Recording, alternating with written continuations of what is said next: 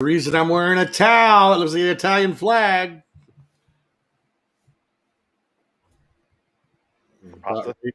About ready to throw in the towel in the show.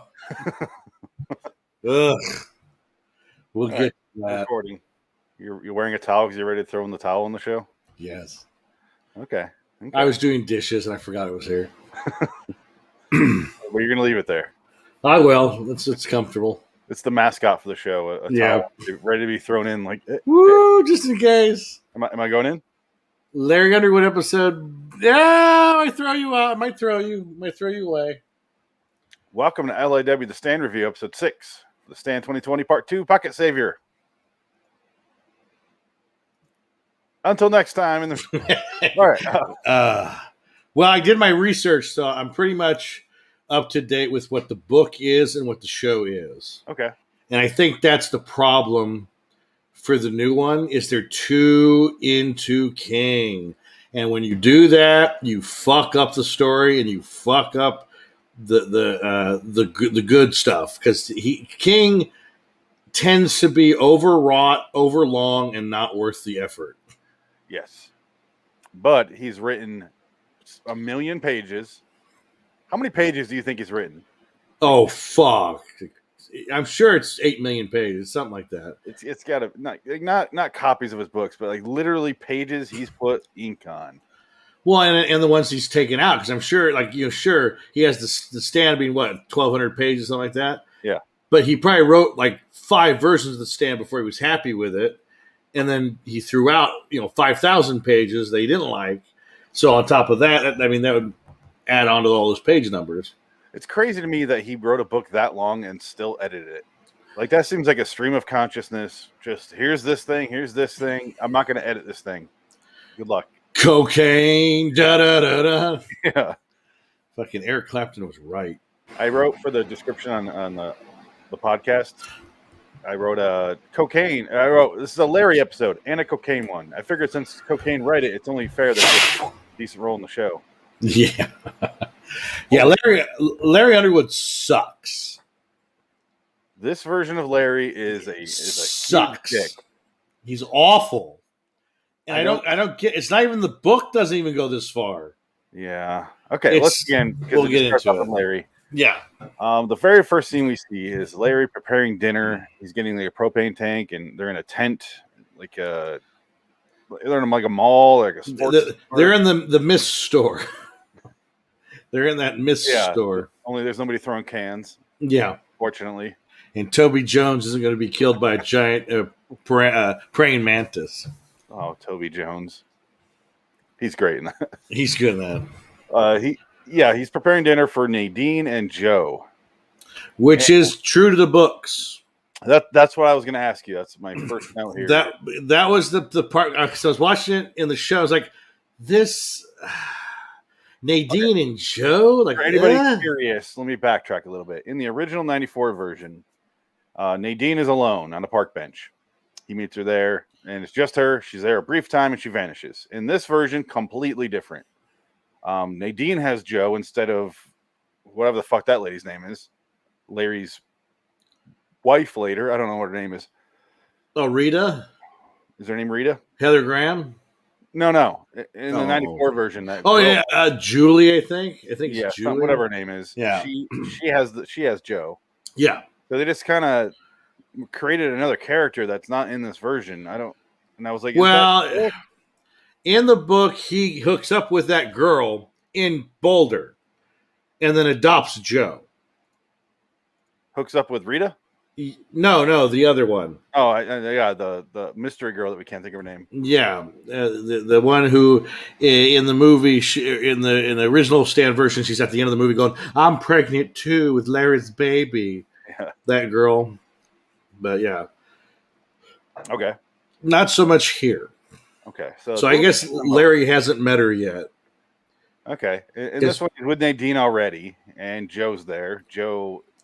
I hate Joe. I hate Joe. We will get the fucking Joe. Fucking put a bullet in his fucking head. I hate Joe. And then it flash forwards to the now. I'm calling it the now timeline because it's like where everything comes back to. So it's Boulder.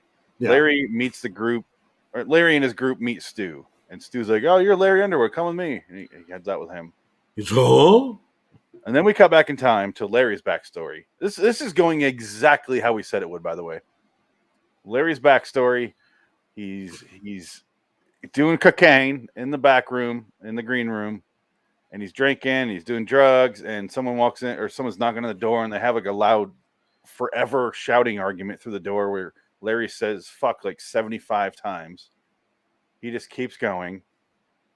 And then I guess he's like, why am I going to go perform if the band's not even here? Like, she's like, we're going to loop your tracks and you're going to sing over it. He's like, I'm not doing karaoke to my own songs.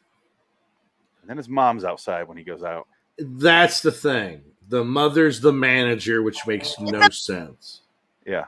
Oh, I heard it. I heard it. I heard. I was trying to keep it a surprise, but it played the audio. I have the button ready. Yes. I'm not going to play it yet. That's fine. When we get to it. Yes. I have that little clip. Fantastic. The best part of the Stand 1994. Oh, yeah. I was like, do I save more clips? I don't think we need anything else. Nope. Unless you want to go MOON. Maybe I will when we do comparisons with Tom. I'm a retard. Oh, this one. Well, that's the next episode. I'm sorry. I'm going to hit myself. You know what we should have done is watch both versions and then do an episode on each character. Yeah, I could do that. Them. Yeah, because I'm going to give you a preview to next episode. I fucking hate Nick, too. Nick sucks. I don't like one that's fucking weird in this. Nick's he's terrible. He's awful. Terrible actor. Awful presence, especially when it's well. That's later. I'm sorry. I'm so not happy with the casting of anybody in this movie after episode 1. Yeah, episode 1 was fun. Yeah, and then huge step down for this one. Yeah, and then a little bit of a step up for episode 3. Not much. Not much. I wasn't any better or worse. I was kind of like we'll get we'll get to episode 3. Okay. Yeah, Larry meets Stu. He's doing the outbreak thing. He comes out, starts playing a song. The reason it's called Pocket Savior is because that's the name of his fucking album.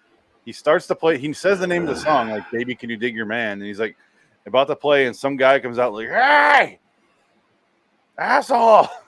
He used to be my roommate." Yeah.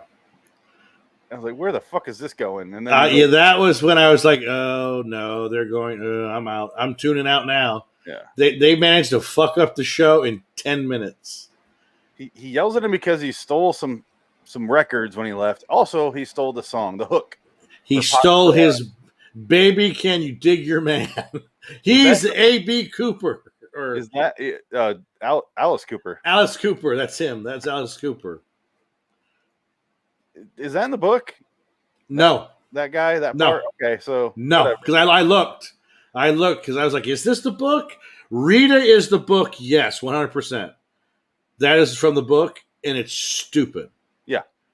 And I don't think what happens in the show with Larry, we'll get to it, what happens between her and the 3 guys with $1 million. I don't think that's in the book either. Yeah, we'll get to which is stupid. Which is so stupid. It almost wrecks the whole show. They get into a fight, and then security takes fucking forever. This place has the worst security. They finally get everybody out of there, and then we cut to Lloyd. Lloyd, they introduce him by putting him in prison. Yes. And then he's talking to his cellmate. I almost said roommate. And then same thing. Talks to his sweet mate, and then he reveals that he killed a cop. And then we see what happened was same exact thing. They go into a convenience store. The partner's the crazy one. Except he has a gun to the back of some old lady's head, sneezes because he's sick, and blows her brains across the guy that runs the convenience store. That part was fun. I looked that up. So apparently that's not in the book. They go on a killing spree. So they've killed 6 people. Yeah. And in this one, you don't really get that sense. And in the 1994 one, too, you don't get that sense. In the original version, though, 94, Lloyd kills the guy.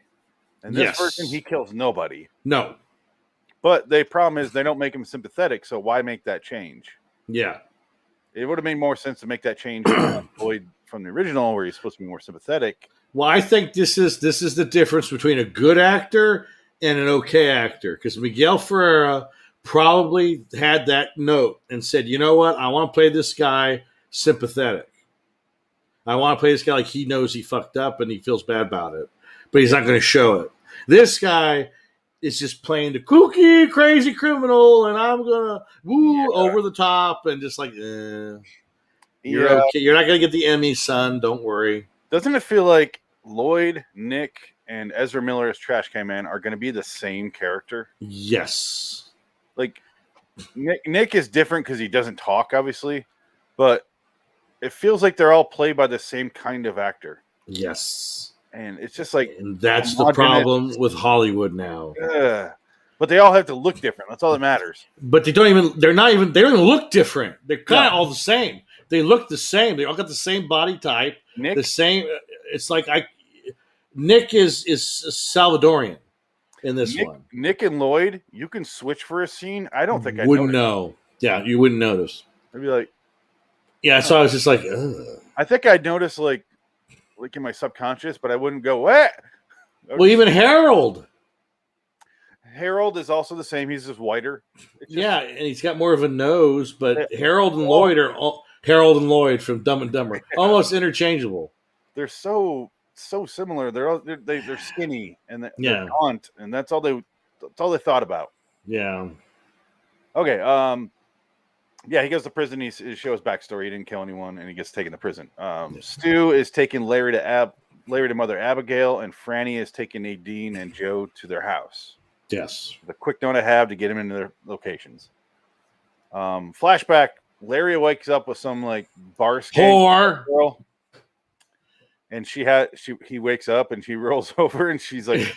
It goes to kiss him and she's snot everywhere. So granted, that is the reaction any human being would give another. So why is she being such a bitch? I don't think she knows how much snot is there. That's a lot. You would know. No, you would know sober. You wouldn't know coked out of your goddamn mind. Well, she's awake. She knows she's talking to his mother, and she even like says, "You're calling your mommy, you fucking faggot!" Like she goes crazy. She berates him. Oh, big time. It's hilarious. And then he don't care. Kisses her on the forehead, and she's like, "Do you want to go get breakfast?" And he's like, "What? The back of a fucking Wendy's? Like, where are you gonna go get breakfast?" And he gets up and I gotta go. My mom. Mom's on the phone. I go. You're some fucking rock star, huh? Yeah. You fucking fuck. Like she's fuck. No, it's terrible. Larry sucks.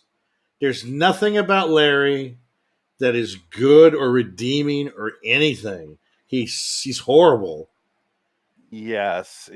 It's just a sad Larry tale. That's the name of this episode. It should be called a sad Larry tale. Bad Larry. Shitty guy. Because even his mom dies, and I don't even get any sense that he feels bad about that. Because his mom gets sick. He goes after her because he hasn't talked to his mom in like 2 days, and she's in the hospital. Yeah, she got the big George Lucas throat thing going on. He was outside the green room when he was screaming obscenities at the girl, and he's like, "Oh, I'm fine. I'm sorry. Come on, you enjoy the show, Mom." And he goes out and plays in front of her. And but that was like 3 months ago. Yeah, and then 5 months ago before everything. Yeah. But then Captain Tripp shows up, and then she's in the hospital, like you said. George Lucas neck, fucking, and then dying. I think he does care. He just. Because he's so on drugs at this point. I guess that's one way to look at it. Yeah, but I could just be projecting off the Larry I know, the Larry I love. I think you are. I think you are. This version, he does a good job. The actor's good. I like the actor. No, he's good. It's just there's nothing on paper for him to do. Yeah, he's just an awful character. Good. Yeah, the acting's fine. Yeah. That's what sucks. I hate because I feel like if we put it on the character, we're putting on the actor. But the character of Larry fucking sucks so far. There's nothing for him to do on paper because they put him in a bad spot. Yeah, and as an actor, he's fine. He's playing the role, but he's unlikable. He's an unlikable character in the script. Wrong. If we hate an actor, we will say it. Oh, absolutely. I haven't had one yet. Yes. Yeah, nothing yet. But he goes. Well, give it time. I think Nick is going to win the golden cherry on that one. We will talk about Nick. He might win the Golden Apple Award for worst actor. Next week is Nick's episode. Yes. Next week, A few minutes for us. The next podcast, we're on the podcast. And yes. We've already watched it. We'll be done with the show by the time that airs. Yeah. Okay. So he takes the mom home from the hospital. So he does care. I think it is. He doesn't know how. This is why I was saying he doesn't care. the guy with a gun pulls up. Yes. And he's like, "Ah, Larry, you son of a bitch!" And he's like, "Whatever, whatever." He's got a gun. He sees the gun. Whatever, man. Calm down. And like he doesn't. He's not worried he's going to shoot his mom. Because I thought that was going to happen. I thought he was going to fall, I didn't think about shoot the mom in while he's going. No, like that was going to break him as a character. If this were made 10 years ago, probably. Yes.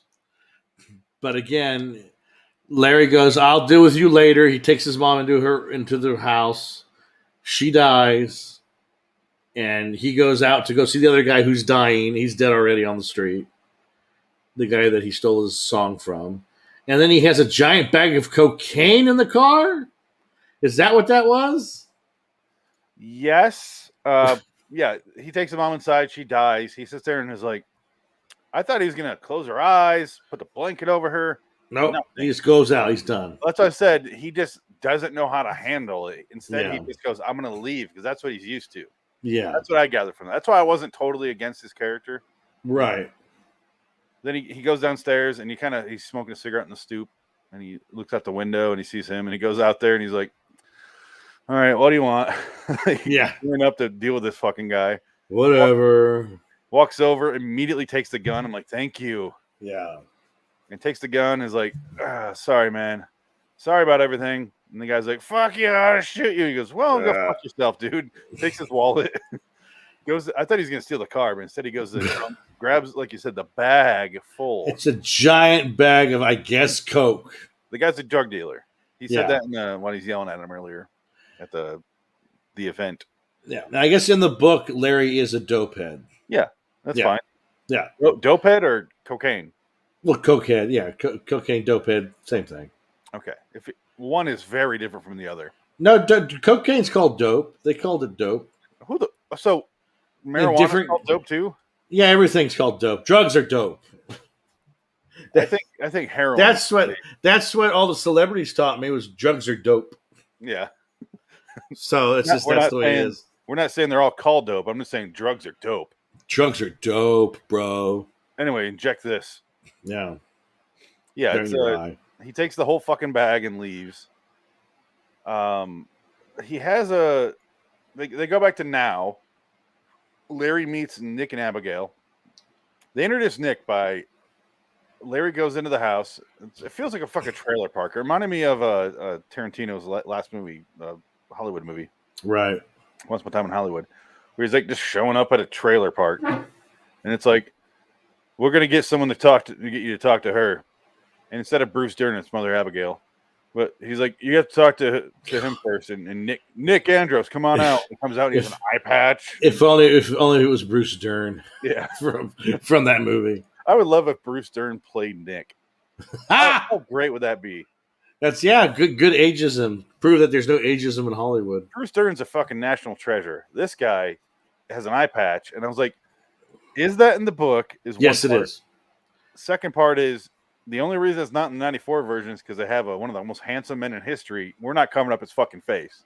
We're not doing that. So I got, for my research, Nick has an eye patch because in the original version of the book, he fights that guy. He shoots himself in the eye because the gun, they struggle, and he shoots himself. Like a ricochet. It scrapes his eye, so he wears an eye patch the whole movie, or the whole book, basically. It's 2 days in a row I watched someone lose their eye because I watched episode 3 last night, and then today I watched Thor Ragnarok. Oh. Yeah. Did you rewatch? You've seen Thor Ragnarok before, right? Oh, yeah, like 4 or 5 times. Yeah. I watched about 10 minutes of Jojo Rabbit today. Any good? Oh, it's very good. Jojo Rabbit's a great movie. I've seen it before. I respect asked their opinion on it. Oh, no, it's funny. It's funny. Okay. It's really good. Aiko Watana. Oh, no, it's good, yeah. And it gets dark, and it gets really sad, and it's a good movie. All right, good. I'll check it out. It's very good. Okay, he meets them, and then we see like a quick dream of him meeting, of Larry meeting Flag in the desert. I love all his dream sequences. Flag sucks, by the way. Flag is so boring. And it's like, you know what? If this was going to be the original version, I'm glad we got in the last episode because this is not working. It could. We'll get to his big scene here at the end. Flag is so flat. Should be called Flat. Yeah. That's what his name should be. Randall Flat. It sounds like Hey, a singer. I'm Randall Flat. Rascal I'm Flat. gonna play this part like I'm just whatever. Like he sucks. He's boring. Like be your dad. Jesus Christ. Get his dad. Cast a dad. Or your fucking brother. Yeah, do something kooky. You're playing the same guy from fucking True Blood. It's like, oh God, stop that. I don't know much about him, but let's talk about him at the very end here. Yeah, big scene at the end. That's when we'll discuss all that because I remember quite a bit. Larry wakes up on a bench back 5 months ago or 4 months ago at this point, I guess. He wakes up and he's got the big bag of drugs and he's clearly hungover. He tries to drink some wine. It's gone. Yeah. Some guy in a hospital gown eating potato chips is sitting there watching him. Walks up to him. And he's like, hey! From the book, verbatim from the book. And he talks about how he's going to go and he's going to run around Yankee Stadium as a streaker, and then he's going to jerk it on home plate. Well, in the book, he says masturbate. Yeah. He didn't say jerk off on home plate. He says, I'm going to masturbate on home plate, which I thought was funny because later in the show, Larry goes, he said he was going to masturbate on the home plate. Yeah. He meets this guy, and he's like, cool, man. I'm not judging you. I don't care. I'm a cokehead. I'm a dope head. I don't care. Larry is me, except for the drugs. But I'd be like, you're gonna jerk. Cool, man. Each their own. I don't give a fuck. It's not gonna have fun. You have a gun at my head. I care, but if you don't, you're gonna go masturbate at home plate. Great. That's a fun idea. That's hilarious. And he's eating Fritos in the book. Oh, he's not eating Let's chips. Yeah, I guess he couldn't afford Fritos for the Stan series. I don't remember what chips he was eating, but it reminded me. No, it was like a bland. Yeah, it was a fake brand or whatever. Yeah, Let's is in everything, that brand. But but that again, I knew when that part came, I was like, that's got to be Stephen King. That's totally Stephen King. That is such a Stephen King bit to be in the book and the show. Like, absolutely, that's from the book. Were you having hopes when he was? I mean, you didn't like his role in the first movie, but I was having hopes when you can hear the crier, dude. You know, monsters. There's monsters. I was like, Kareem Abdul-Jabbar is still alive. Please, he's back for this. He's back. I would have liked that. That would have been good. That would have been fun. If he was the voice, I don't know. I didn't look it up. But no, I didn't either. Yeah, well, let me look it up now because it's possible he did. Because I don't think so. I really doubt it, but no. Kareem Abdul. While I'm looking it up, let's go to this. It's a bomb! He's got a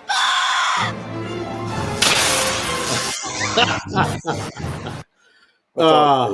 Fantastic. That's all you need to know. Now, I read about her in the future series. She actually does fuck Nick in the store. The book. In the book, they do fuck. Of course they do. Stephen King couldn't resist that. They probably funneled a 14-year-old boy. Well, Joe. Yeah.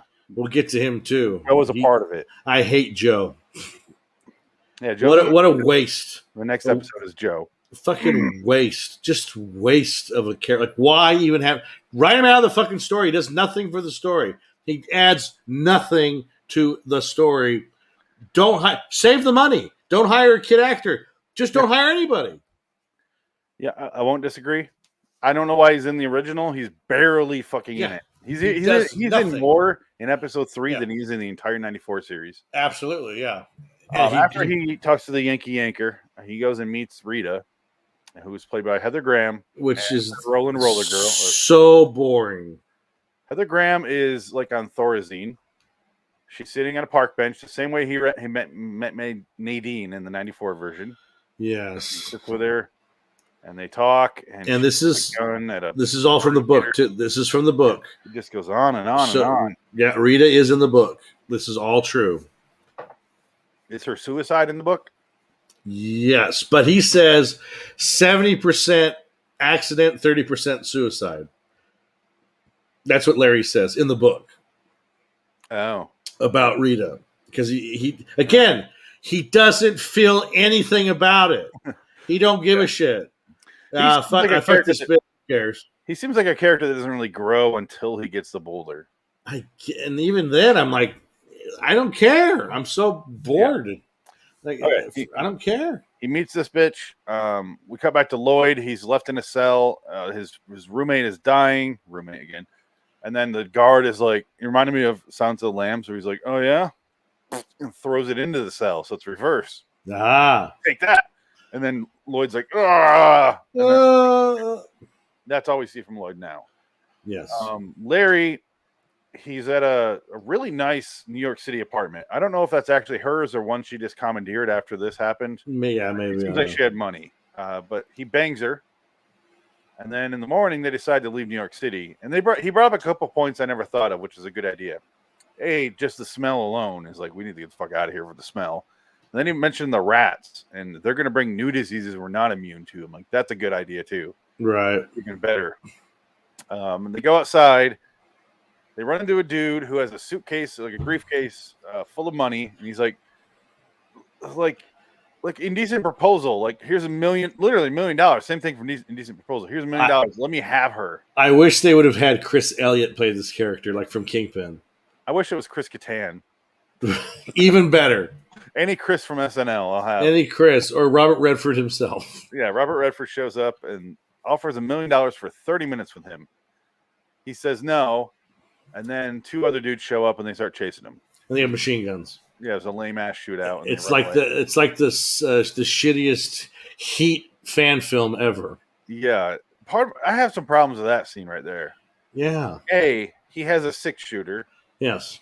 Larry does. He doesn't know how to use it. He wastes a fucking bullet shooting in the air instead of shooting that guy with the suitcase right in the fucking face. Yeah. So at this point, I'm going, I have to kill this guy. There's 3 guys with machine guns. I'm fucking killing him.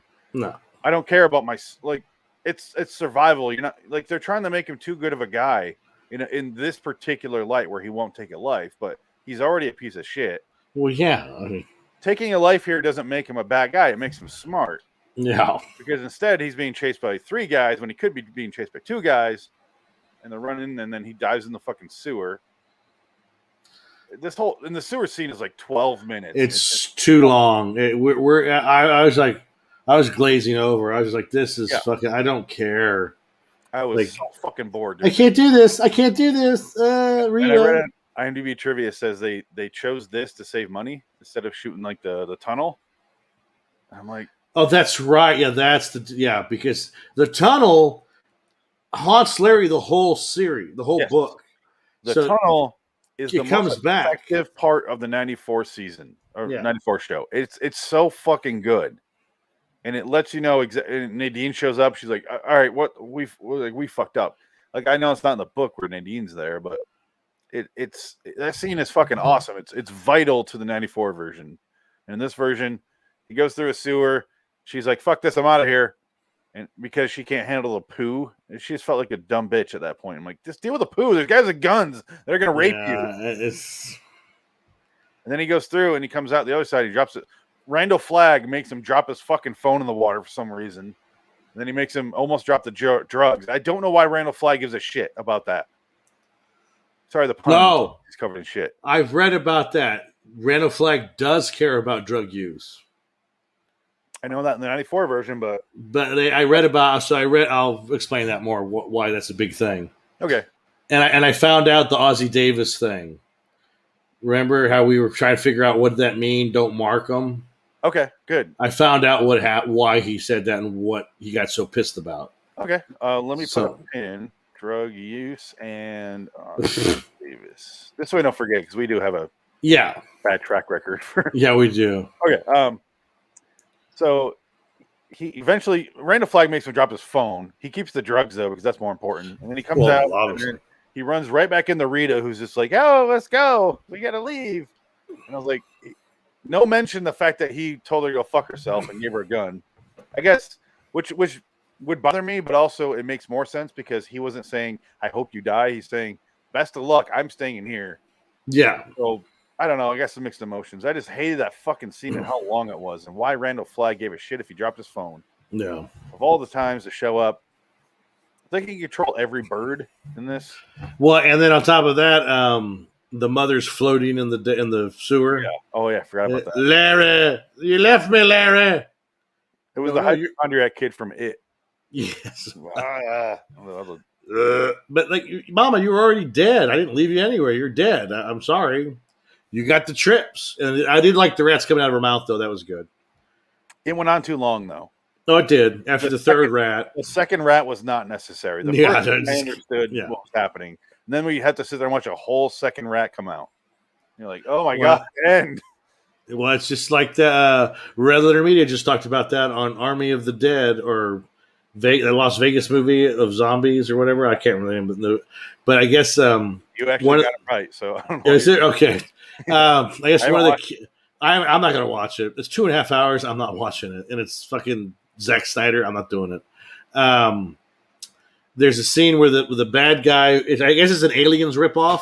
So the Patrick Reiser character. Don't spoil it for me because I will watch it. Okay, well, there's a Patrick Reiser character, and I guess he gets his comeuppance because it's aliens. The whole movie's aliens, and You mean Paul Reiser? yeah, Paul Reiser. What I was like, say, "Who's Patrick Reiser. Patrick Reiser. He's good. I was like, is he talking about Paul Reiser? That's it, Paul Reiser. So in the original Aliens, he gets his comeuppance. It's like 10 seconds. In this version, they make it 90 seconds. Does he wear the same flannel? I wish. No, it's the bad guy from Deadwood and character actor. You know him if you saw him. Yeah, Deadwood is a show I never got into, but I think I would like it. But It's good. It's too much. Yeah, but knowing there's no end, I'm like, Well, he did a movie that kind of wrapped up, but the movie sucks. So nobody whatever. liked it. Nobody likes the movie. The movie's Yeah. terrible.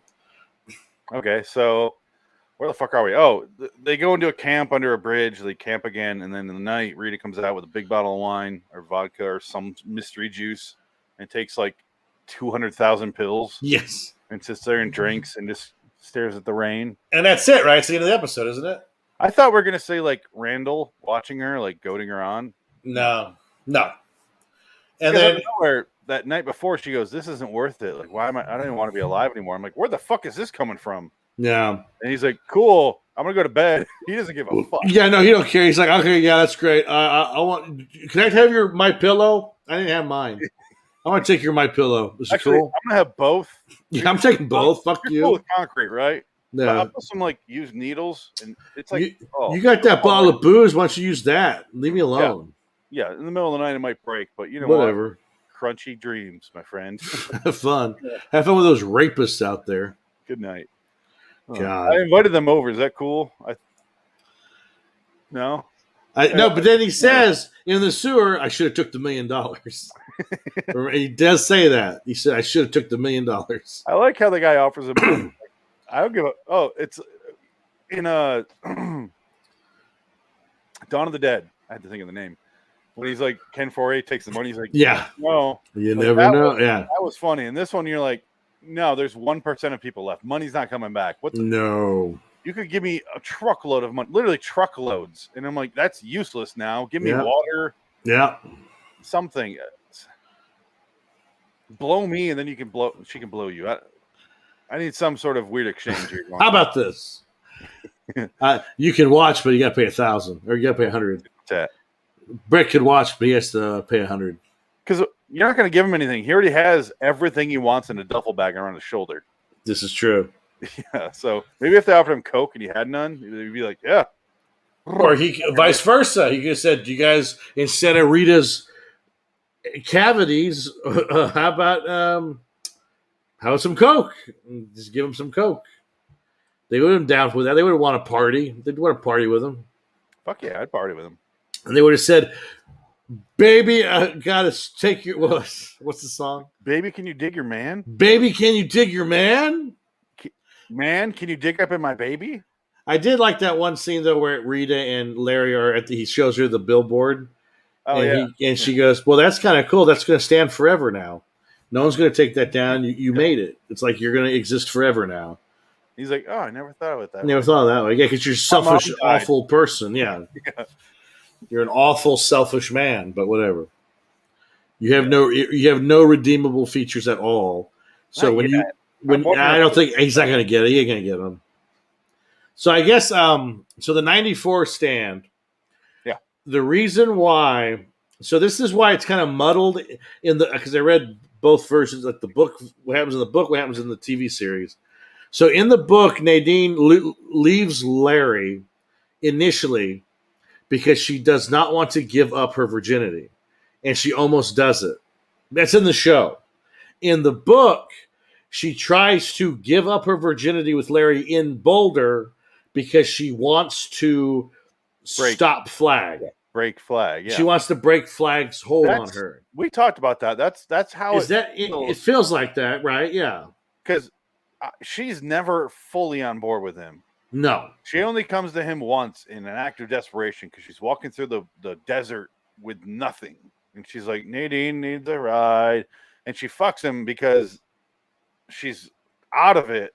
Yeah. And she's like, oh, he loves me, or some sort of weird misplaced feeling, but it feels like the only reason she fucks him. But it does feel like she has a lot of regret because she kills herself. Well, in the book, she doesn't kill herself. Interesting. So in the book, what she does, she doesn't know she's pregnant yet. They find out she's pregnant later. At least in the stand, he knows right away she's got a bun in the oven. Like that. Yeah. That's the funny part. Like he already knows what's up. And I guess the point of this is Flag is losing his grip on everything, which is why she is able to escape him in that last ditch effort. And in the book, he kills her accidentally. He throws her off the building. Oh, and he doesn't mean to. He gets so mad he just pushes her, and she flies off the building. That's not bad. But she coaxes him to do it. Yeah. I like this version more. Yeah, I liked her jumping, her choice. Although seeing her try to coax it out of him, like pissing him off more, would have been fun too. Would have been fun, yeah. But I guess in the book she's catatonic, so at least in the miniseries she talks. She just but then I guess later. Yeah, she's kind of after the horrible rape where he turns into a demon and fucks her from every angle. From what I'm hearing here, it sounds like the 94 did a good version of taking the source material and changing it enough to make the characters work in their story that they're telling you in that time frame. I think that's the difference. When you want to do a good King adaptation, you have to take hard choices and change them and make them work in the narrative. Because if you let Stephen King ramrod his shit into the material, it's going to suck and slow everything down, which is what this episode was a slowdown.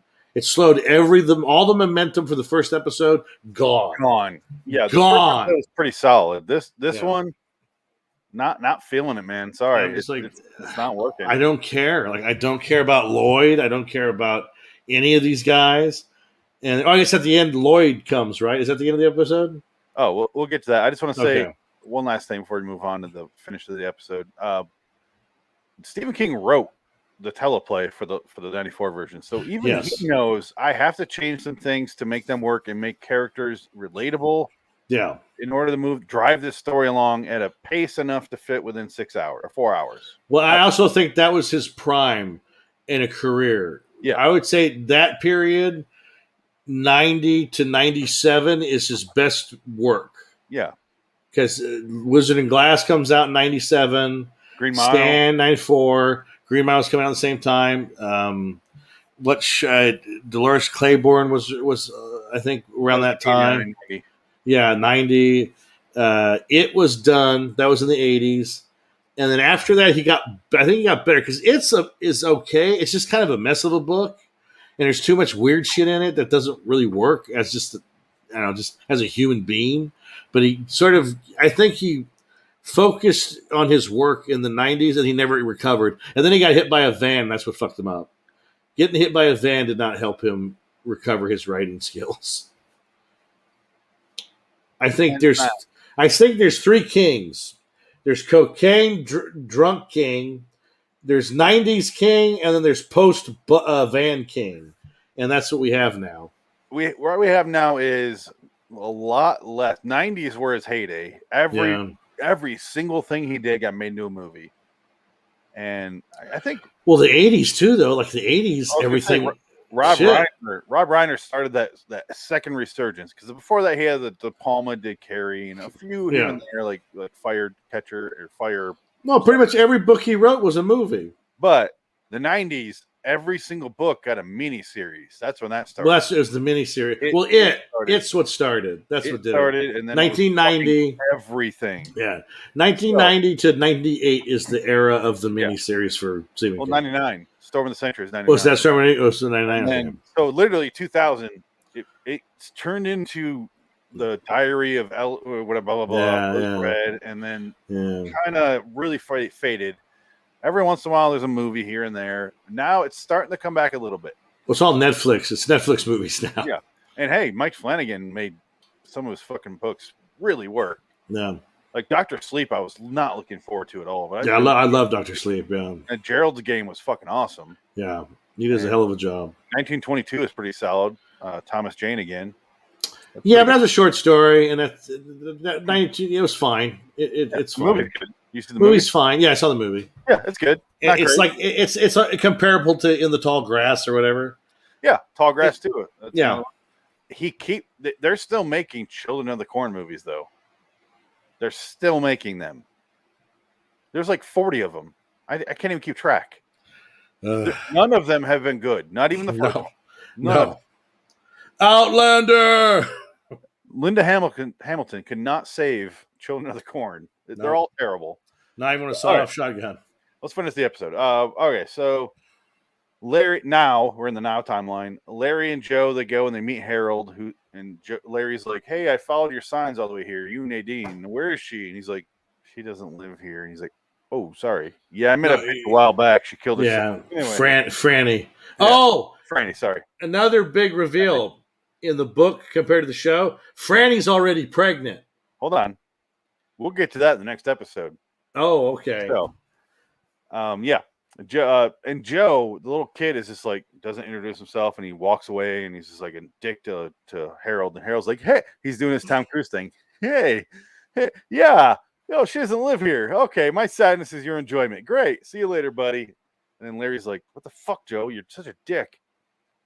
I hate Joe. So Joe knows that Harold is bad. He seems to be like omnipotent, or like aware that there's. You can see through Harold's fucked up in the head. Yeah, he can see through that shit. And okay, the last scene we have, or two last scenes we have, is Nadine. She's walking around her house, her new house. She finds a board game called Tatas, Taduz, Tatas.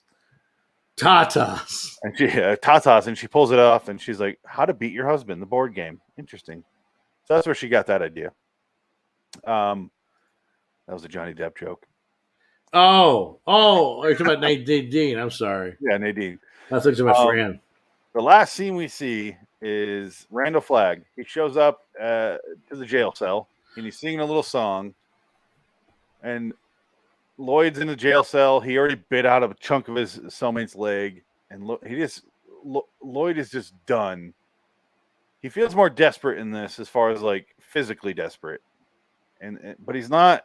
He doesn't feel like a person. He just feels like another rat, dying and like trying to eat what it can to survive. And well, that's what in the book. I read that part from the book because it's pretty much word for word the dialogues from the book. That whole scene, and it talks about like, oh yeah, he does feel like a rat, living in. It's the same kind of idea. It's funny that I said that then. Yeah, and then Randall Flagg gives him the key. Yeah, and he opens the door and he lets him out. But it's pretty much word for word the book. Like the whole, you want to get a roast beef sandwich with that brown gravy and brown bread, brown mustard on that old man Critchard's bread or whatever it's called. And he goes, yeah. If that's from the book, I don't like the book because the version in the 94 version, the dialogue in the 94 version, I should say, is just, you've been treated like shit your whole life. I'm going to give you an opportunity to be my right-hand man. Yeah, that way. I mean, Flagg says that here. Yeah, but it's longer. It's also buried into this fucking ham sandwich he's talking about. Yeah, so much going on, and chocolate milk. Yeah, and it's so much that it just ruins the scene. Yeah, that's word for word the book though. That is like again, Stephen when King. you adapt Stephen King, don't cut and paste. Just take the idea of the scene and rewrite it. Yeah. As it were, like, what would you do with it? With the same concept. Even Stephen King did that. Well, yeah. So go figure that one out. So what we're saying is, the scene is effective, just not with all the like that shit works in a book because you're not in a rush in a book. There's no timeline. You're just reading. Yeah. In a movie, we gotta like we're not rushing to the next scene, but we know the next scene's coming. In the book, you can just read it and go, this scene might go on, I don't know, 20 pages. Who knows? Yeah. You're not trying to fulfill an obligation to fill a timeline. Yeah. And I kind of like those restraints that TV has to have. Yeah. Stephen King did not, and it just goes on and on and on. And you were mentioning, let's get to this. You were mentioning that you didn't like Randall Flagg in this. No. Do you want to go off on that, or? Well, he's boring. He's not fun. Because at least with the first one, the 94 version, that guy, you don't get him at all in the first like 3 episodes. He's barely resonant. He's there, but he's not there. So he's just a presence. Whereas when you get to see him full on, he's got charisma. He's got a personality. He's funny. He's charming, but he's also like got a sense of humor, and he's playing the part. He's hamming it up. Sarsgaard's not doing any of that. He's just playing a boring psychopath monster character again because he's done it before. And it's like, dude, just because you played a vampire doesn't mean everybody's a fucking vampire. Like, try to put some fun into this guy. He should be like, "Babe, get your man." Like, yeah. If he was singing Larry's song in the prison and like doing Sam Rockwell should have been flagged.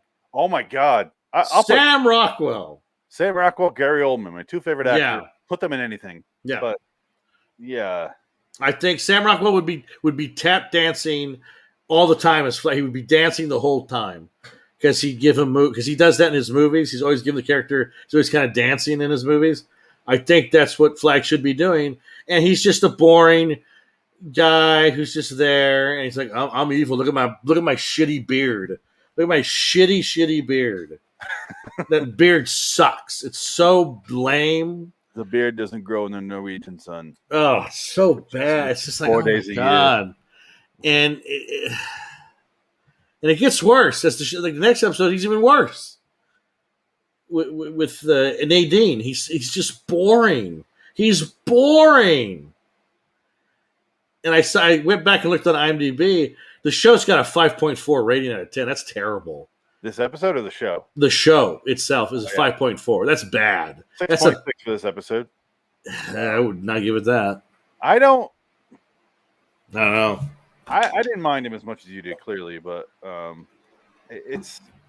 he's just boring. That's my problem. There's You said the same thing about the original guy, though, at this point. So yeah, but we had less of him, and that's why we didn't see him. We've seen lots of Flag. That's my problem. And he's not going to be any different. They've showed him several times now, but the problem is for me, except for this scene, it's all been the same fucking scene. His sitting in the Las Vegas dream sequence, and telling the exact same story. And we'll talk about him more later because he has another one of those in the next episode that's longer. And the third episode, it keeps going. It's the same shit. It doesn't stop.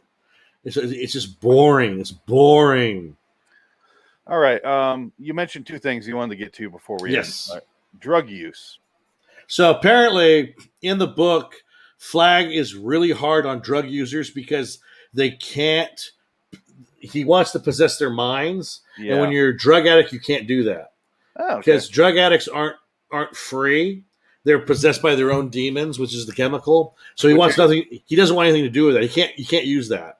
Which is Stephen King admitting that he's not able to do what he wants because the drugs have taken hold. Okay. Yes, it's meta. It's very meta. Yeah. And then I guess because in the book, why that guy the sheriff from Santa Monica, fucking Santa Monica over here, he loves Flag because he cleaned up the city of drug users. So he's a big pro. So that explains a little bit why he likes Flag so much. Remember in '94, he goes, "We have no drug users." Yeah. He loves it. That?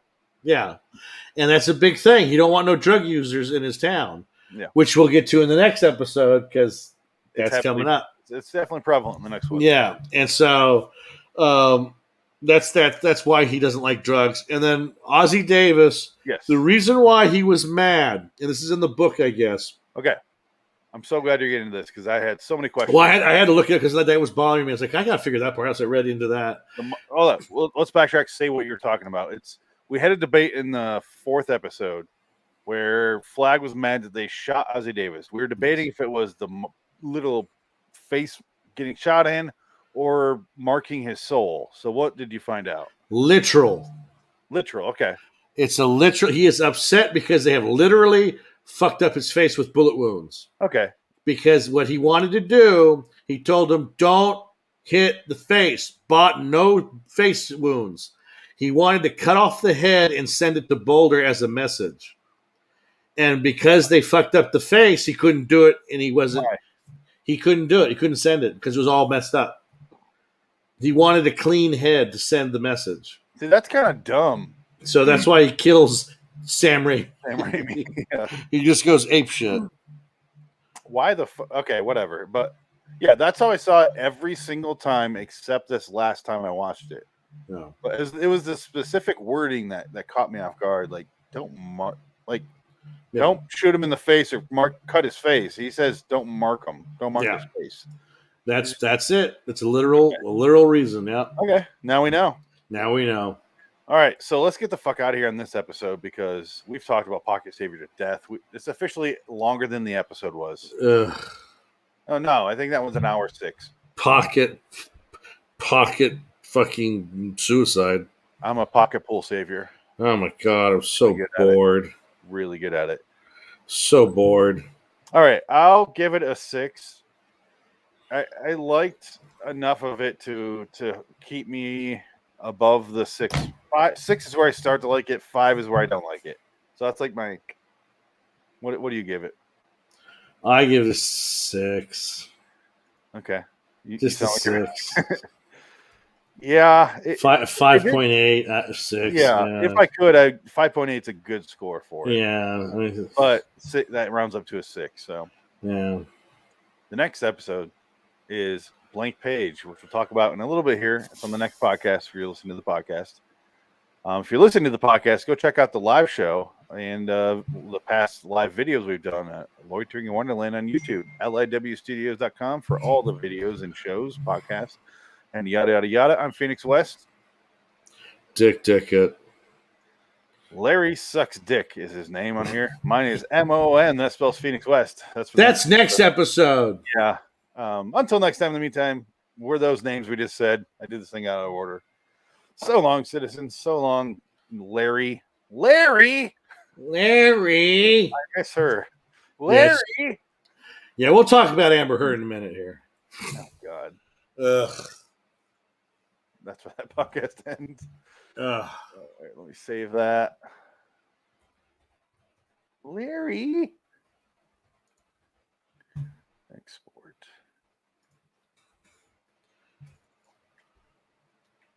Yeah, Nadine sucks.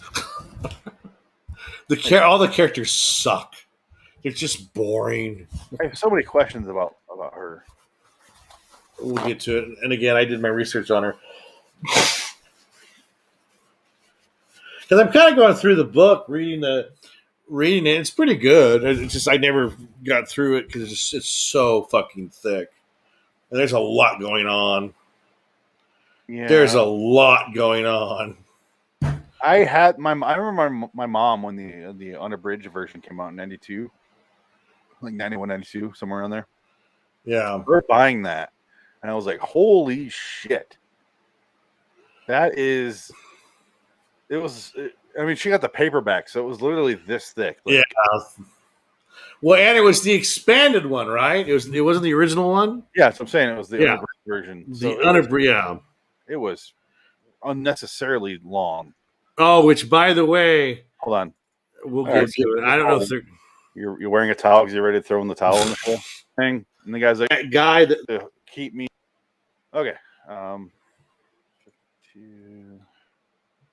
All right, so here, 1 second. We'll start the next show. Let me change my banner. I did it. Let me know when you're ready. Oh, I'm ready. Are you actually? Yeah.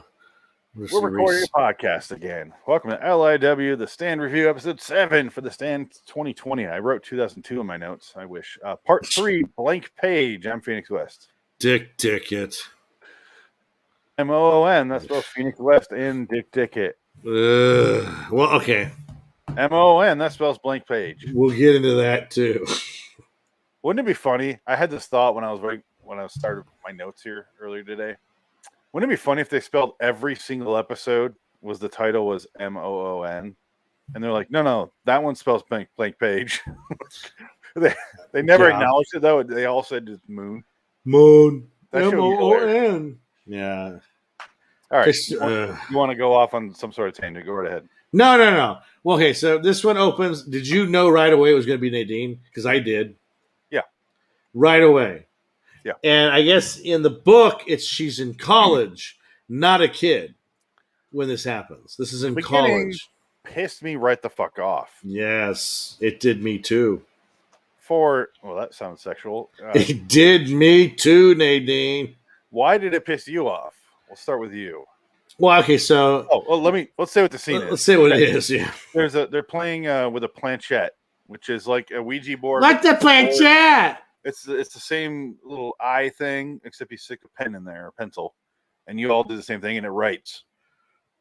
And that's the backstory. So why did it piss you off? Well, it's just it was just like, so she's been fucked her whole life, and it's like when you don't like a movie or a character, they're just stuck in a situation they're never going to win. So who cares? That's kind of where I'm at with Nadine. It's like I don't care. She's been fucked for life. She's been with this forever.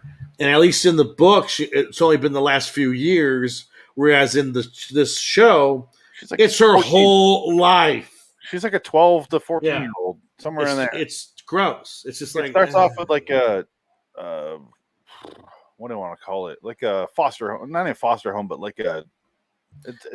troubled teen room or something. And it's all these kids that have been there a while, and she's the new girl. All the ethnic girls are there, and she's the only whitey. Second, they pan over to the white girl with blonde hair. I go, Nadine. Fuck. Okay, here we go. Hey, new girl. Come here, new girl, because they don't say her name. Yeah, she walks in. Until the reveal. It's Nadine. They start doing the thing, like, all you have to say is, welcome, you can talk.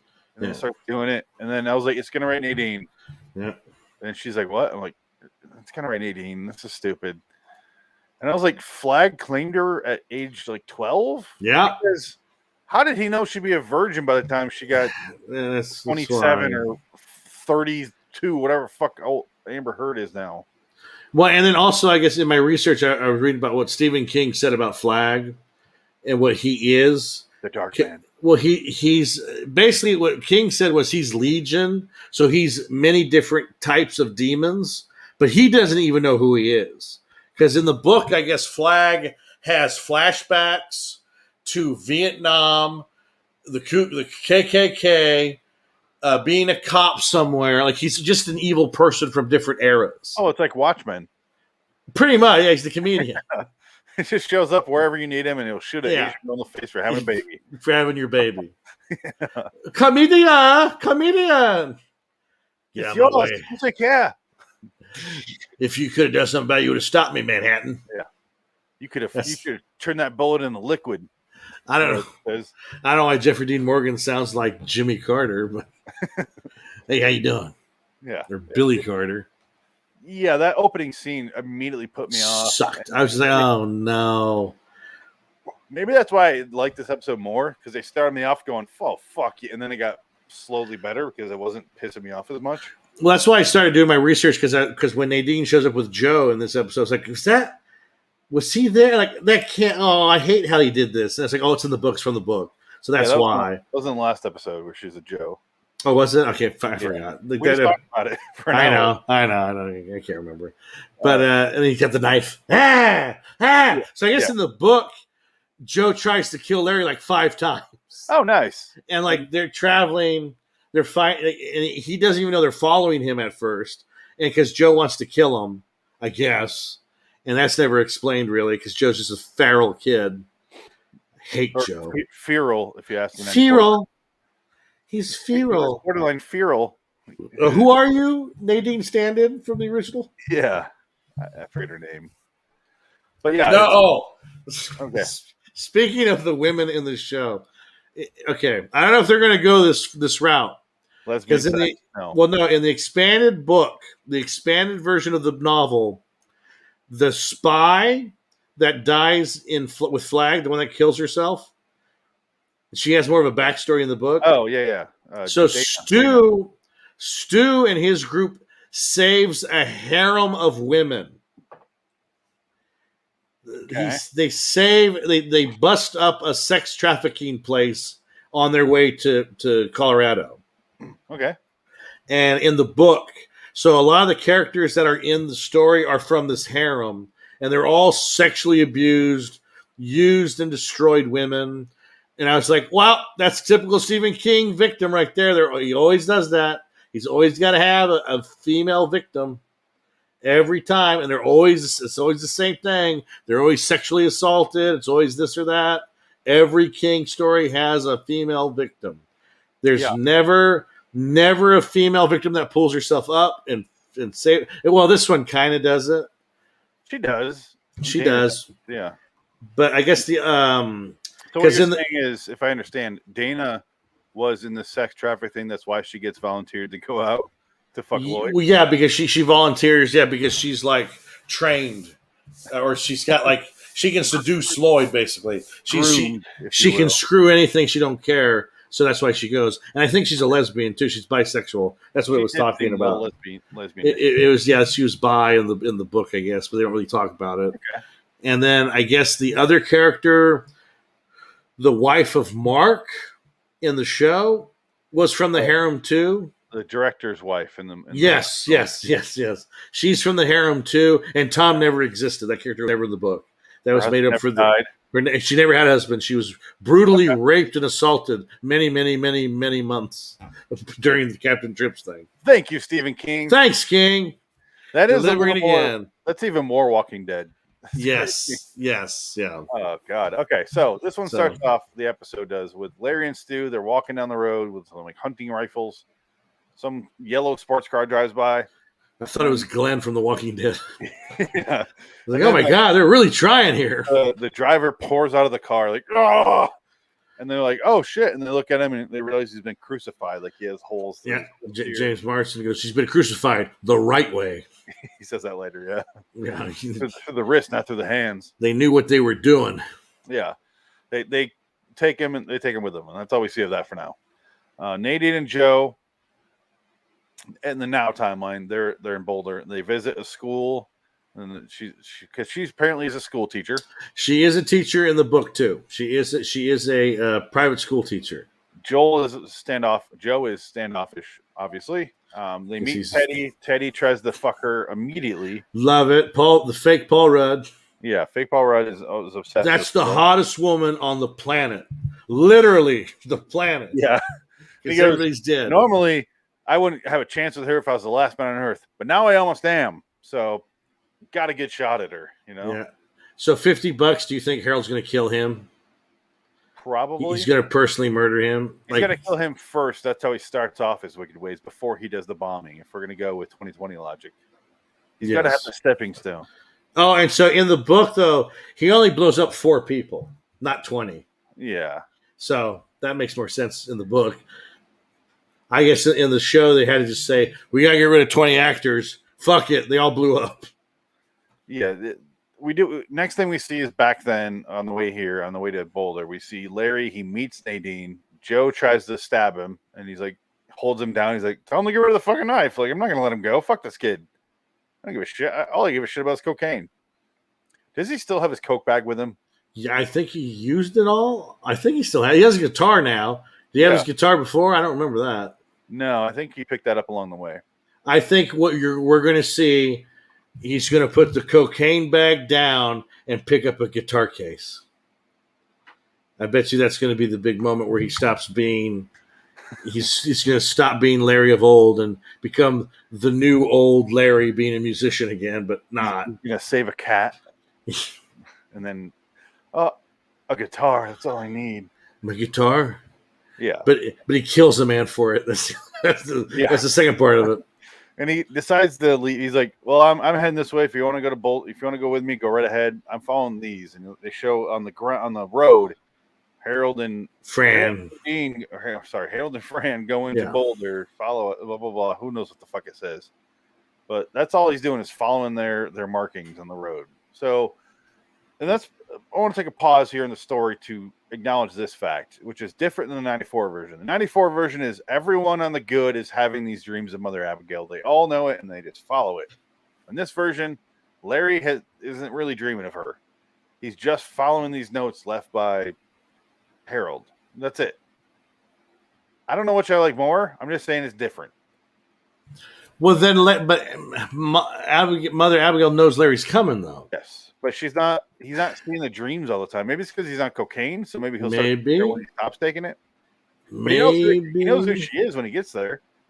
Maybe. Yeah. Again, that's the problem when you take this story out of order, where it doesn't work as well because it's like you eliminated kind of important plot points that I kind of need to know these things. But they might show it, and you're like, I don't need that information now. Well, now it's too late because she'll be dead. She's going to go on her fucking walkabout and disappear, and then come back and die. Does her vision journey, and then comes back and dies. Yeah, and that's it.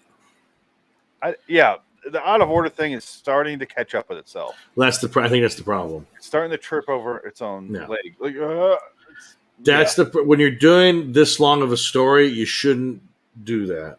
Doesn't it feel like episodes like 5 through 9 are going to be sequential though? No, based on the fact that there's nothing else they have to do it in order at some point. I don't know. I don't know. I all the reviews that I read said that it's all out of order throughout the entire show. So I don't know. I don't know. I don't know how you do that. It's stupid. In the now timeline, which I hate that I have to say that every time, but it's necessary. We see Franny. She's getting a checkup. She's getting a thing with the baby. They're checking it out by the male to female Sam. Yeah. And she's looking at the baby and she goes, "Is that my baby?" She's like, "No, it's your bladder." And she looks around, she sees it, and she goes, "There's my baby," and holds up a photo and she goes, "Jess, there's our baby." So she's already pregnant. Yes. And the fact that my next note is Harold and Franny and they meet Stu. So it was months ago. They're walking around. Harold goes to piss. Franny's sitting there by herself after he finally walks away from her because it appears like he's by her side every second of the day. She starts taking some prenatals and then hides them in her bag. So she's already pregnant. Yeah. That's why I put a pin in that last episode. They acknowledge that. In the book, she is already pregnant with her ex-boyfriend's baby. And that's why they broke up. Who's a black man. Was he? Yeah, and the photo she shows in this episode, black dude. Really? Okay. Then why would she go for James Marsters and not Larry? There's 6,000 people left in the world. Yeah, but Larry is way more attractive. Oh, I see what you're saying, Larry. Larry is way better looking. Larry shows up with some snatch. What are you gonna? Larry's a man. Like James Marsters, more of a model. He's more of like a Larry's a man. I did say this in the first episode of the show. I was watching it with my girlfriend, and I turned to her and I'm like, I'm amazed James Marsden wasn't like a one-hit wonder from the early 2000s. He's managed to. He's working, yeah. He was primed to be one of those guys. He's talented enough, and he's in Westworld, one of my favorite shows. And he's in a ton of great shit. Because the first movie I saw him in was that Disturbing Behavior movie. Yeah, and that's a good movie. And you think after X-Men fucked him over, he'd be done. And he's still stuck around. Even like failures like The Box. Yeah. Still was like, all right, so what else we got? And it's kept moving. And he just seems more handsome than interested in acting because of how handsome he is. And kudos to him. He's kept it going. I like him. I think he's good. He's a good actor. I like him in everything he's in. He's good. I like him. He's my favorite character so far, which is fun. Because Gary Sinise in the first one he's supposed to be our main character, but he's barely got any scenes for most of the episode. Well, that's the thing, yeah. This is weird. But this is the episode where we're introduced to Nick. Yeah, that's coming up here. That's my next one. Nick is, because he's there, and they bring in that guy who fell out of the sports car earlier that was crucified, and they show Nick, and he's got the eye patch, and he's deaf and dumb. and it shows backstory where he's at some Arkansas bar, and he's walking around, bumps into some dude on accident, doesn't realize he's yelling at him because he's deaf. And the guy's like, "You better apologize." The guy was way too shit faced. He was overacting the fuck out of that scene. It drove me crazy. Yeah. And he's like, comes up and spins him around and punches him in the eye, and then beats the shit out of him. And then one punch, they show that ring where fuck, but it says F and CK, and he's got the ring right here. He's got his horseshoe ring. Yeah, he punches him in the eye, and that makes him go blind. Apparently, he's a big Indianapolis Colts fan. Huge Peyton Manning fan. Fuck. But he's out of Andrew Luck because he goes to sleep and. Oh, is that what it was on his knuckles? It wasn't fuck, it was Luck. Andrew Luck. He's a huge Andrew Luck fan. Yeah. He retired, motherfucker. I'm pissed. He retired and never won a Super Bowl. Who retires at 28? Oh, my God. He had back problems. God damn it. This league deserted him. So he passes out because he got punched in the eye. And this is the longest dream sequence with Flag because he wakes up in the desert like they all did. He's standing around a roulette table like they all did. Well, it's not a roulette table. It's a card table. Flag gives him some cards and does a speech about the same thing he gave to Lloyd. I want you to be my right-hand man. Here's my drink. Here's my glass of milk. I drink some fucking milk. Yeah, I'm so bored. I was just like, yeah, I'm done. And then he's like, I can make you talk. I can make it so your eye's not broken. He's like, what's wrong with my eye? And Nick writes everything because he's like, he refuses to speak to the guy. He's like, what's wrong with my eye? He's like, you'll find out shortly. And Nick's like, here's my note. And he goes, and he's like, okay. And he wakes up and he's in the hospital and his eye's got a bandage over it. It's clearly gone. And then he walks around the hospital. There's a cool scene where he's walking from his room and he walks out and then he goes to the front desk and there's just nobody there. He's ringing the bell, nothing. And meanwhile, the guy in the background that punched his eye in is just throwing shit out into the hallway, and Nick's just because he's deaf. And he's handcuffed to the bed. Yeah, because I guess this happened. This happened right the night before Captain Trix kills everybody. This happens. He could have been unconscious for like 3-4 days, but he was handcuffed to the bed. Well, how they get away with everything is. Same thing with Harold in the first episode, his bullies. How you get away with this is you go, motherfucker, you didn't hear me talking to you? So what the fuck? And that's it. A little cough. And you're like, oh, they're dying. Yeah. Well, he's dying. He's got the George Lucas neck. Yeah, now he's got the George Lucas neck and he's sitting in the hospital bed and he can't move. You go, fuck you. Nick walks in there and he's like, I can't do an imitation because he doesn't speak. And he's like, oh, you're going to finish me off, huh? Is that what you're going to do? You're going to fucking kill me? Great. And he walks away. And he's like, don't just leave me here, man. Kill me. And he comes back and he dabs his forehead. Yeah. And that's it. And I guess he dies off screen because we never see him again. Because enter my favorite character. Yeah, let's continue with Nick instead of going in order. Okay. Well, Nick has a dream at one point about Mother Abigail. Who's like, I want you to be my voice. You're going to be my voice. I don't believe in God. Yeah. Well, he believes in you. And he like, believes in you. Oh, God. Oh, no. Not again. I'm in a shitty movie. God, stop that. But she says at one point, like, right now, the world has started over. It's blank pages, which is why we get our title for this episode. Oh, yeah. You're going to write it with my voice, hearing God. And if you need to find me, it's Hemiford Home, spelled Moon. She drifts off. And he looks at the Bible, and there's a bunch of blank pages in there. And then he wakes up, and I'll let you take over. Now you're excited. Hey. No, you know what? This actor, he's a good actor. He's a solid character actor. He's been in a lot of stuff. He's just good. And he's not overplaying the retard thing. He's playing it pretty realistically. It's Brad William Henke. Yeah. He's in Choked. A Chuck Palahniuk yes. movie. Yeah. He's in Orange is the New Black. Yeah. He's in an episode of The Office where he draws butts on Pam's mural in one of the last seasons. He's in a bunch of stuff. He's in a lot of stuff. He doesn't play it retarded. He plays it autistic. Yes. And he repeats. I liked his speech that he has that he repeats like 5 times. He goes, I'm sorry. I don't respond to social cues. My name is. Oh, if you find my reaction to anything Yeah. offensive, please do not. If you It's find God great. placement, contact Cynthia. Like he just names. Yeah. He just keeps going. Her number, and he's wearing a Dolly Parton shirt. Fucking beautiful. It's beautiful. He's great. I think he's got a fanny pack too. I think he's got a fanny pack. He's dressed like Walter from Big Lebowski. He's got the glasses. He's got the short shorts. And he's got the military boots. I almost think he should have been Harold. Oh my god, that'd been great. Because Harold's a big fat guy, but then he loses all his weight. But I guess he couldn't afford that. We finally meet our second iteration of Tom. Oh, he's great. And yeah, he played it differently, but still believable. The first one they go for more childlike, and this one they go for more autistic. I'm saying not artistic. He could be artistic. I don't know. No, he can't draw for shit. No, but they're going for something else here, and it's still working. We only have that one scene with him, so I don't really know how it's going to play out and how I'm going to like it down the line. But didn't mind this scene. No, he was great. I was sick of hearing his speech though. But that's what I liked. I'm just like, oh my god, this is great. This is what they would do.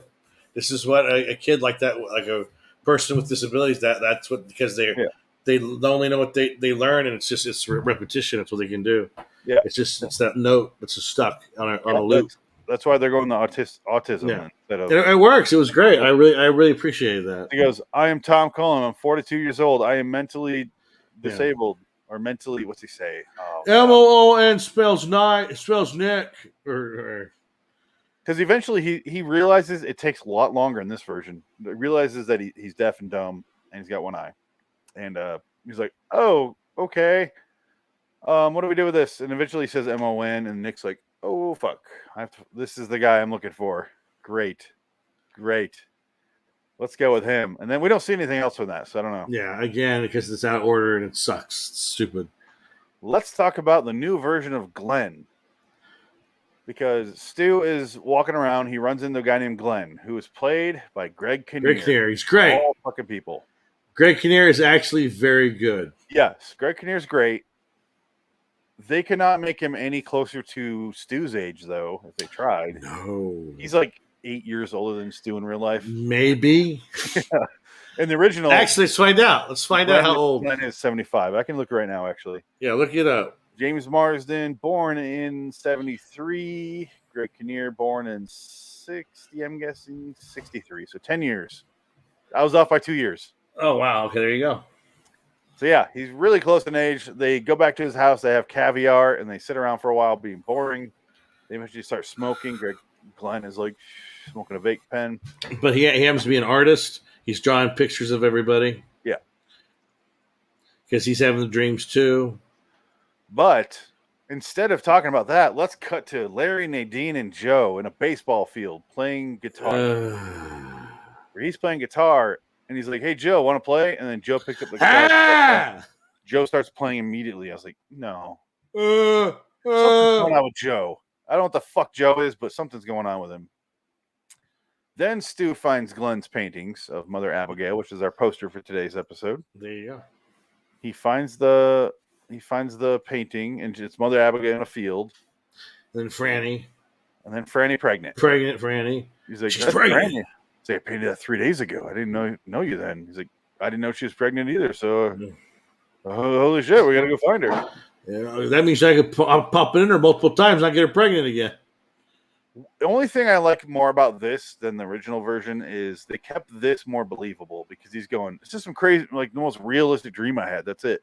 Yeah. And he's like, no, that's her. And I know she's real. And he's like, I don't know about that.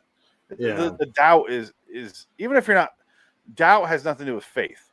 Like, here's our poster for today. English. I'm glad I'm holding the picture. Yeah. Hey, look, it's Mama Abigail.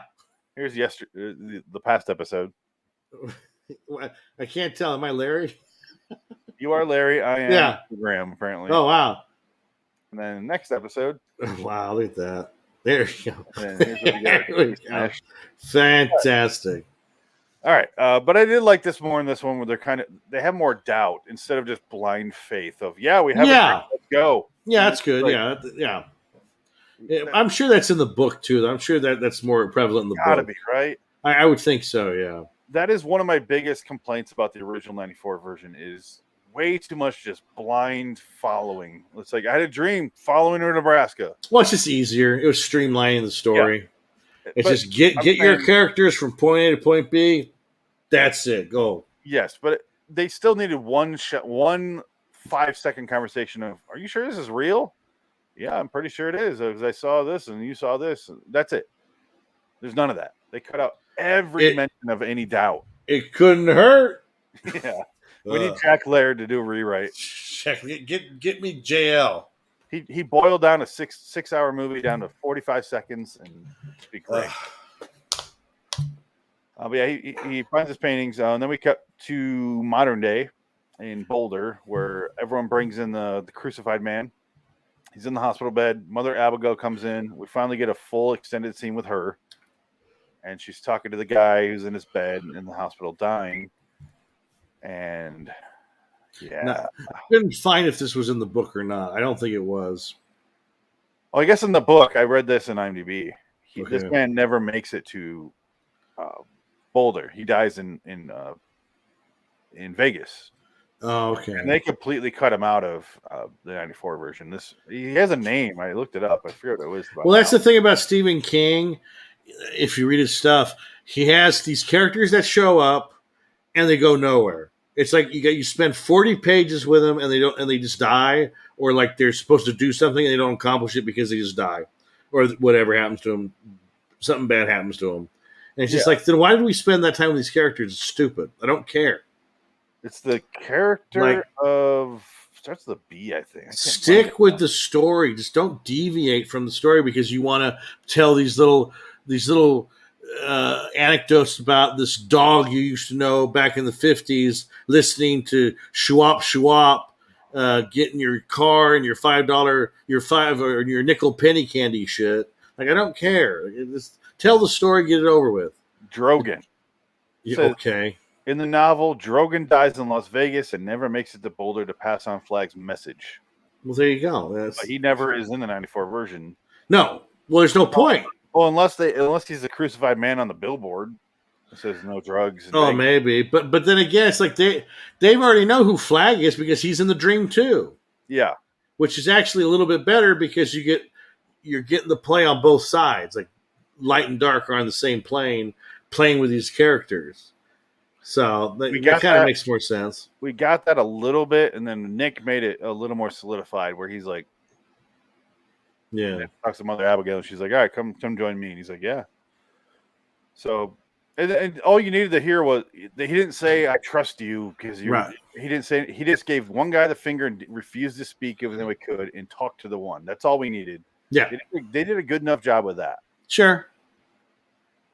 Problem is, in this episode, they talk about Satan, and they made it way too obvious that Randall Flagg is the devil. Well, that's even Stephen King says Randall Flagg is not the devil. Yes, but in this, they just flat out say he's the devil. Well, they're just saying he's a devil, whatever. Yeah. But they say a line where I'm like, oh God, like you don't need the nail, sort of.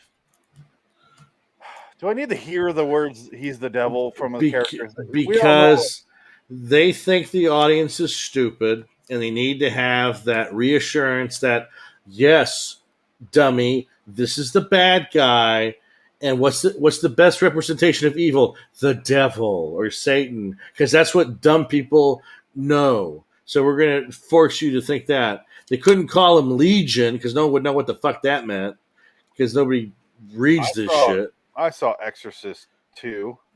Exorcist 3? Exorcist 3. Oh, yeah. Exorcist 2 is the heretic. I almost said 3, too, and then it stopped. Exorcist 2 is the worst movie ever made. One of the worst things ever made. How was Exorcist 1 really good? Exorcist 2, fucking garbage. Exorcist 3, my favorite Exorcist. I know. Exorcist 4, fucking garbage. Garbage. Fuck. And then 4.5, whatever you want to call that one, is even worse. Well, because Exorcist 3 is written by the original writer. William Peter Blatty? Yeah, he's the original writer and director, so... But it's just insane how it's his material. You can excuse 4 because it was made way later, but the second one is just no excuse. No, the second one's bad. So much so that it ruined any box office chance that 3 had. 3's Yeah. fucking solid. 3's an Oh. awesome movie. 3's great. Yeah, 3's one of my favorite horror movies. If not, might be my favorite horror movie of all time. It's better than 1 for me. Yeah, I love 3. Yeah, 3's my favorite. Great. Brad Dourif, holy shit. Oh yeah, It's great. did you ever watch the original version? Yeah, it's not as great. No, it's not. The movie. This is like when a studio interferes. This is actually the only time it works. Yeah, well, sometimes you get that. Depends. Oh, you just throw it in? I just threw the towel off. Okay. Okay. So the message from the crucified man, he literally does like bone cracking, like I will end you all. Like eyes go black. I will swallow your soul. Does a stupid Satan speech and he masturbates to the crucifix in his ass. It was weird. Bit too far. Now that would have been something to see if they did that. Oh, you didn't get the same version I did? I guess not. Yeah, unfortunately. Yeah. But it's this big one that's behind us here. Lick me. See that big one that's behind me on the telephone pole? It's that one. They all had to help him. It was awesome. Oh, really long sequence, but that's really not no. Help me masturbate my ass. Lube me up. MON spells lube. Lube me up. Try it a couple times and I'll bleed. That'll be lube. I love it. Oh, and also Flag is Charlie Manson. Flag is a member of the Charlie Manson family because he has flashbacks to being in the Charlie Manson family. There was flashbacks, and I skimmed over this on my second viewing. Is that what happened? Flag. No, I'm saying for Flag. Yeah. Because in the book, what I read about was Stephen King says Flag is not really, he's kind of just a phantom in a way, but he exists in different worlds, and he's sort of like, he's Legion. He's one of many, and he's a bunch of different demons in one, basically. Yeah. And he has no memory of what he really is. So he doesn't know any. He's in his own sort of state of befuddlement because he doesn't know what he is. And so I guess he just assumes, well, I'm evil, so I got to be evil because all of his memories are really awful things. And so I don't know what that means. It doesn't really go anywhere in any other books that Stephen King does. So I don't know. That kind of goes against how you see him because he seems like a guy who wants to commit evil but wants to come off as a nice dude.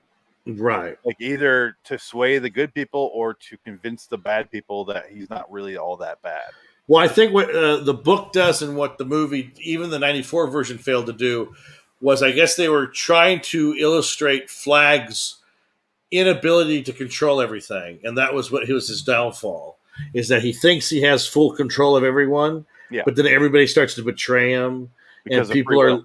Yeah, and that's basically why. And he can't figure it out. He's just like, well, why can't they just fucking do what I tell them? And he gets pissed off, and he's like, things are getting past them. He can't figure out who the spies are.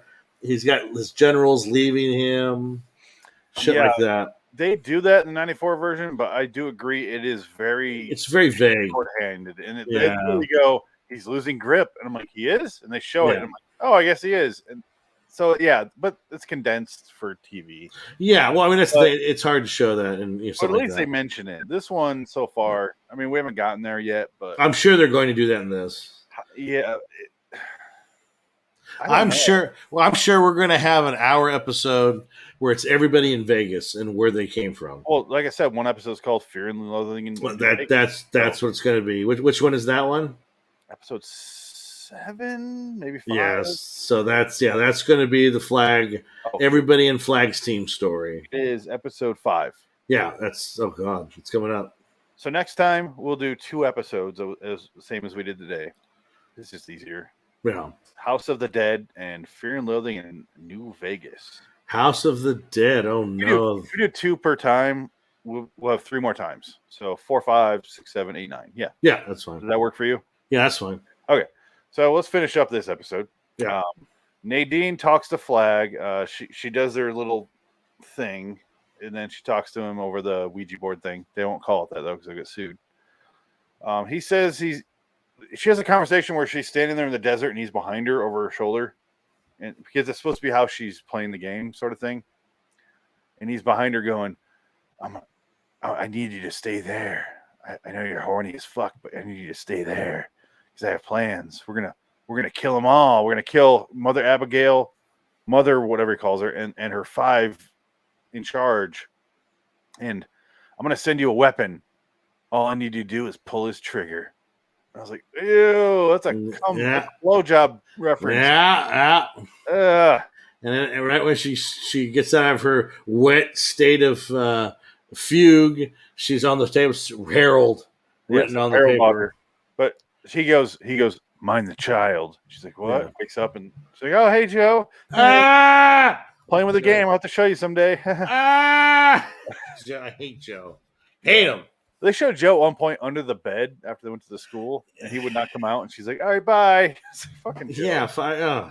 What the fuck is that kid? Just put him out of his misery. Just put a bullet in his head. Get rid of him. I don't want you to tell me how he is in the book. No, I didn't. I couldn't find anything in the Wikipedia about Joe. Okay. He's just, that's what he is. And like Larry adopts him with his new wife in the Boulder, but that's basically it. There is nothing else about Joe that I could find of interest. Why are they making him so like aware of everything? I don't know. I'm sure it's going to come to pass in this to mean something, because everything has to mean something now. So I'm sure they're going to pull some weird. Oh, but I guess they don't really talk about the hand of God in this one. I think it's lightning's going to kill people. Like Thor? No, I think like the Palpatine's lightning. That shit. Oh, okay. So I don't know, because they didn't say. Well, and this one definitely has the alternate ending that is in the Stand new version. It has that ultimate prologue ending, which kind of sucks because it ruins the whole point of the message of the story. But whatever. Yeah, there's gonna be a lot of that going on. Oh yeah. The last scene that happens is Harold and Teddy, as you call him. What do you call him? Harold and Teddy. Oh, fake Paul Rudd. Fake Paul Rudd.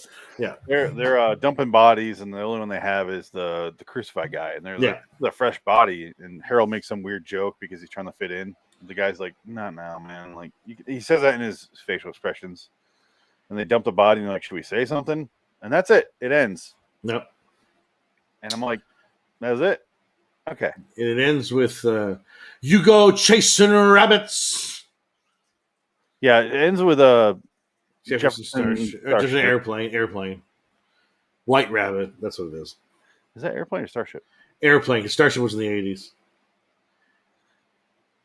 Did you know? I saw a whole thing, a YouTube clip of Jefferson's airplane history.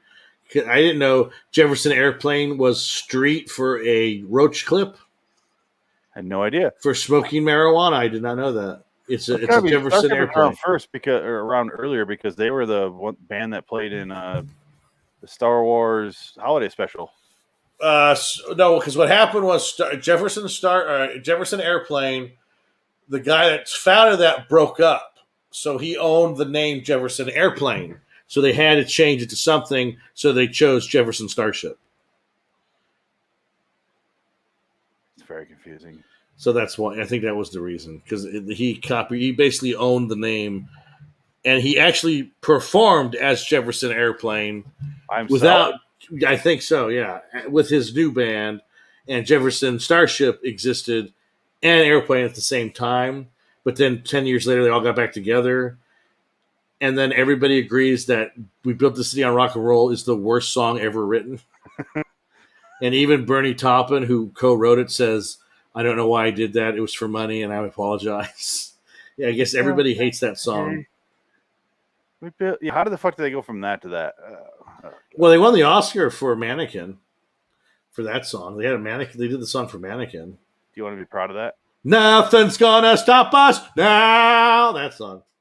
I like that song. Do you? There's a part of me that likes that awful. We Built the City on Rock and Roll, which I did not know that it's such a reviled song. Everybody hates it. Like everybody in the music industry, basically unanimous. They all agree that it sucks. Like it's one of the worst songs ever written and ever performed. Everybody hates it. They agree that song is just terrible. Woo! Yeah, it's not a good song, but it doesn't bother me. No, I feel like it's like any other pop bubblegum bullshit song. I don't think it's any different than Everybody, the Dennis Miller. Oh, I forgot. That was the one thing. I think it was the second episode I didn't talk about that pissed me off was they played that Weezer song. Oh yes, you're That right. was so annoying. I hated that. That was like Holiday by Weezer. Ugh. Yeah, really? That's such a hipster 90 kid thing to do, and it's like that doesn't belong here. That pissed me off. I forgot about that. So that's the end of my notes. Yeah, I think that's it. What else in this episode was good or bad? Here's the thing. Here's my problem. I guess I'll start off. This is the Nick episode. When's the last time we mentioned Nick? Yeah, he sucks. He's forgettable. We went out of order, I realized. Yeah. Just finished up Nick scenes, but I don't care. I don't give a fuck about Nick in this. No, he's terrible. He kind of actually bothers me. I actually hope for his death in some point. I can't wait till he blows up. Yeah. And I hope he blows up soon because it's in out of order. But the problem is the Rob Lowe version, I'm like, oh, this guy's great. And then, oh, he died? What the fuck? And I was like, Yeah. This version, I'm like, if he dies, he dies. I don't like care. I'm a Russian boxer. Well, he dies. He dies. Well, it's just there's nothing to it. It's just he's not. He's just. I think he overacts a little bit as the deaf mute, and he's just not. At least Rob Lowe did it. It was sweet. I don't know. The Rob Lowe version. It was sweet when he's talking to Tom, and he's like, yeah, trying to do it, and they gave it. They backed up the camera, first of all, and they went play the scene, and he's kind of like. Took him a while, like a minute, Tom.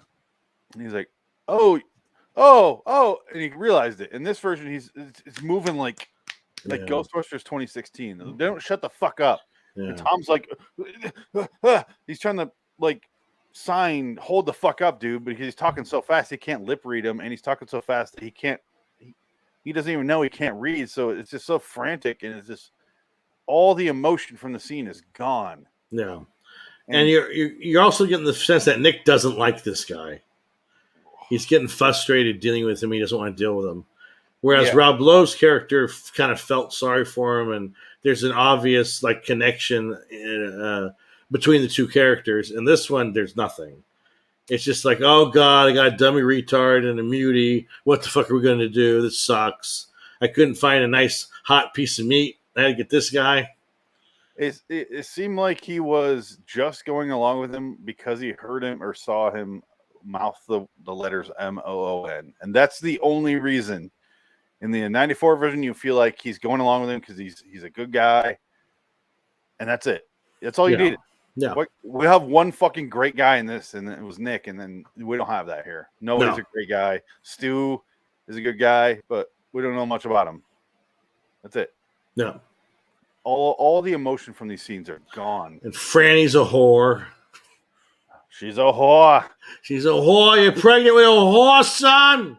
A whore lives here, and she tried to kill herself. Oh, what a whore. She's a whore. Find your own goddamn man. I can't wait till we watch the scenes where she's walking around with Harold and having morning sickness. Oh, God. And throwing up, because he's going to have to realize it at some point. Well, he knows she's pregnant. Not yet. No, he does. No, he does in the most recent timeline. Yes. But in the timeline where she's taking the pills, she was hiding it from him. Okay. And they're walking along, spray painting where we're going. He doesn't know. Yeah, but then again, he can't hate Stu for that because Stu didn't impregnate her. Exactly. I agree with the 94 version, which is got her pregnant. It's fine. It's simple. That makes more sense. It makes way more sense. This version is it's fine that she's pregnant. I'm not saying she's a whore, like for real, but no, she's a whore. For real. For real. No, it's just story wise, it works better that Stu got her pregnant because it creates that chasm for Harold and gives him more reason to. But again, it's blow him up. It's from the book though. That's the book version. So that they're going off of the book more than anything. So again, I think Mick Garris and Stephen King streamlined that beautifully by just saying, yeah, he impregnates Franny and we go from there. because I guess in the book, Stu is writing writing a diary to himself, and it talks about he likes Franny, but he's too old for Franny. Yeah. So he talks about how he doesn't want to do start anything. It just kind of happens. Yeah. So that's not coming through in this version or the Stan 1994 version, but I guess it's in the book. So there's that. Well, part of the reason is they haven't even showed Stu getting to know Franny. They just showed her meeting her, and she's obviously standoffish. She's clearly more interested than Harold is, because he's like, "Go fuck yourself. We're staying alive," and then he still leaves her behind. Yeah. Still, he goes, "You want to stay with him? A guy that might rape you and kill you? I don't know. Yeah. I've been keeping you alive for the last month." Anyway, bye. So we haven't seen them connect at all. We haven't seen any of that. I mean, there could be stuff that's coming up, but this is the problem with going out of order, is we have to judge your scenes based on what we know so far. Yeah. What we know so far is, why the fuck are they together? I have no idea. This is why you don't tell your story out of order. Yeah. Anyway, let's get out of here, right? Yeah. Are we done? Yeah, that's it for now. What do you give this episode? I'm going to give it a 6. I agree. So 766.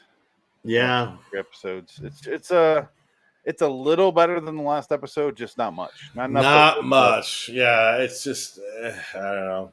It's still better than I might have expected, going off what we're talking about. Yeah, I mean, yeah, it's better than I thought. But yeah, Nick is really starting to get to me. I don't think he's going to get any better. He sucks. Larry Underwood sucks. Nadine sucks. Flag sucks. Well, I'll say the next episode is a 6.9, and then the next episode after that, the Vegas one, has a 7.0. Okay. Here's a still shot from that episode. That's probably why it's got a 7.0. Yeah. There's so much titties in it. Or man ass. Yeah. Yeah, there you go. Can't wait. Is that Vin Diesel? Yes, it is. All right. Yeah. So we'll be back next time. I don't know when, with House of the Dead and Fear and Loathing in New Vegas. Yay. 45. LIWstudios.com for me. Loitering in Wonderland on YouTube. You can check out this video show that we do. And that's it, right? That's it for me. Until next time, in the meantime, I'm Phoenix West. Dick it.